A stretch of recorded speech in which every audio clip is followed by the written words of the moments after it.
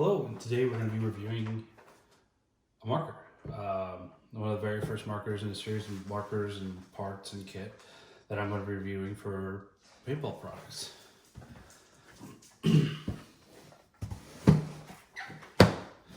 So what's this bad boy?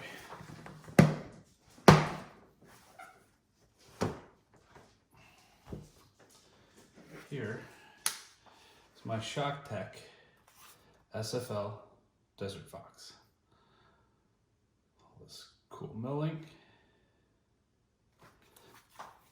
And cool milling on the other side. And yes, the gun is a little dirty. I wasn't going to do a review unless I played with it. So just need to clean off a little bit of paint from the last time I played. And then this is the barrel. It is a Field 1 barrel. Don't be a cheapskate like I did. And order all the barrel backs because I can't find any of them on the secondary market. So they're pretty expensive. And I believe if you order them through ShockTech and Danny, it's a little bit of a discount off of retail. And I love this barrel. It's a great barrel system. I'm used to shooting a Freak barrel system, a Freaks XL with the stainless steel bores and a Silencia tip. I absolutely love that setup. Freak makes some amazing barrel backs and barrels. And I've shot the APC in a tournament. I've shot just a ton of them. So, it's a ShockTech. And after having this out in the field for about 2 or 3 days, it's probably one of the best guns I've ever shot. Danny does a great job getting these out to you. They're all timed and tuned and ready to go. They come with all of the cool ShockTech upgrades and ShockTech parts, as well as let's put that back in there, right? As well as some, typically the 1.5 trigger or whatever he has in stock at the time. I know that this gun was pre-built. My team is sponsored by ShockTech. Unfortunately, I have no patience, so I didn't wait for the next round of orders for our team guns, and I went out and got one of the Desert Foxes. I'd say the only thing I don't like about it are the 3D printed grips.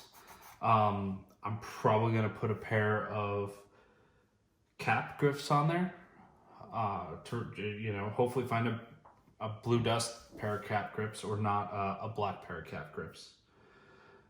But yeah, the marker is absolutely phenomenal. I think that this is probably one of the best, if not the best, autococker platforms out there. And they have, a super loyal following. My team all shoots them in tournaments. We never really have a problem with the guns going down. You don't really have to do anything to them.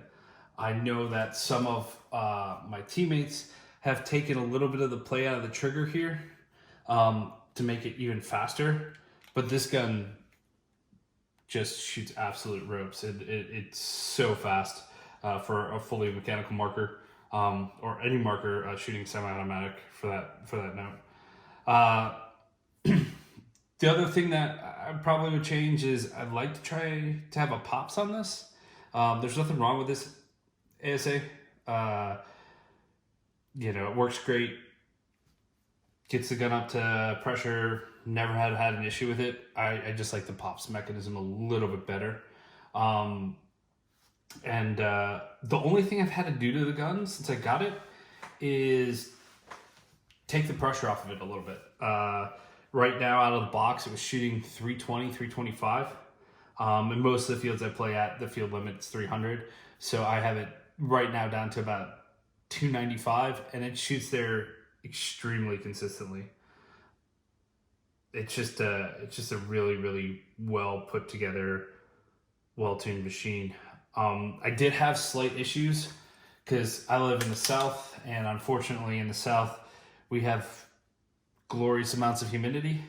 So I did have a few issues where the bolt was sticking back and not moving forward. I adjusted the LPR as well as put a little bit of gun oil back here with the barrel off the gun and shot it through just to kind of break it in a little bit further. But yeah, I've had a few autocockers. I've had 2K2 vert feed. I've had a few other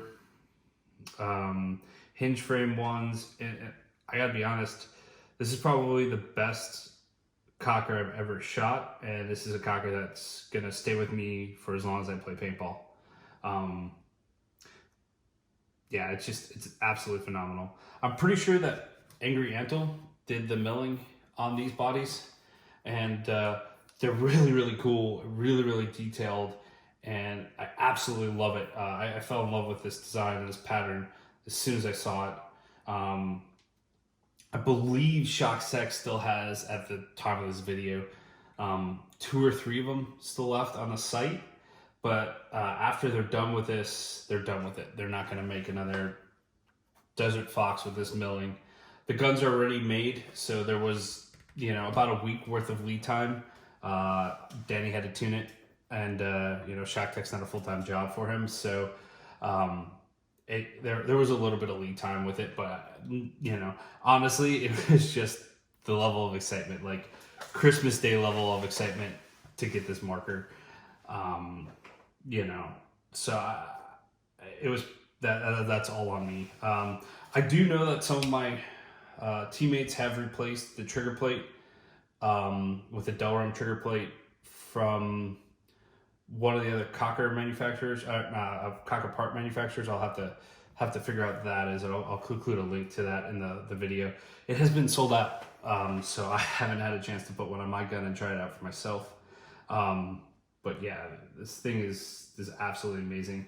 The Plano case that I took it out of is awesome. It's a little bit bulky for my gear bag, but at the end of the day, it's a work of art. I'm not really worried. I'm not gonna scratch it. I keep it in the case when I'm not playing with it. And then the only other thing that I would probably complain slightly about is paint is a pain in the butt to get out of here. It's really like, you're in there with a Q-tip and some warm water. And again, like, I didn't do a great job cleaning this off since the last time I played. But yeah, if you have any questions, feel free to reach out to me. I'll link below the posts of where you can get one of these. And yeah, hopefully I'll have another video shortly with some shooting footage and some tournament footage.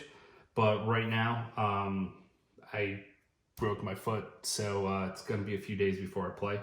A few weeks before I play, probably. Yeah, but just stay tuned. Thanks, everybody.